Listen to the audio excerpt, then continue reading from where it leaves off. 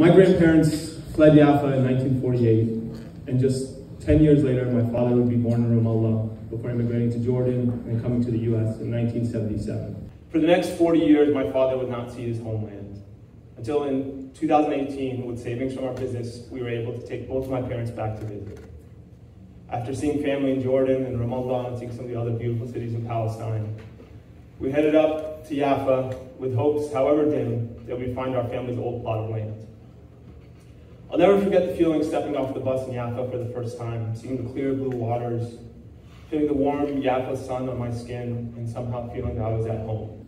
So, armed with nothing but a street name that we knew had changed many times since, we headed into the old city.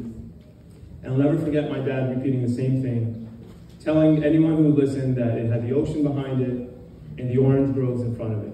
I remember finally one kind man on a tractor told him, "May God bless the soul of the orange trees, but we haven't seen them in many years."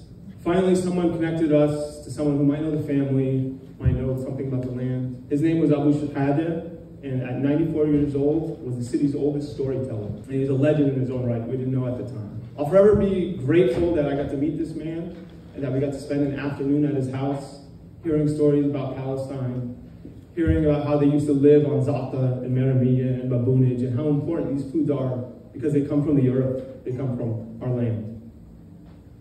And I think that is representative of why it's so important of what we all do to continue to share these foods, why it's so important what the museum is doing to continue to share these stories.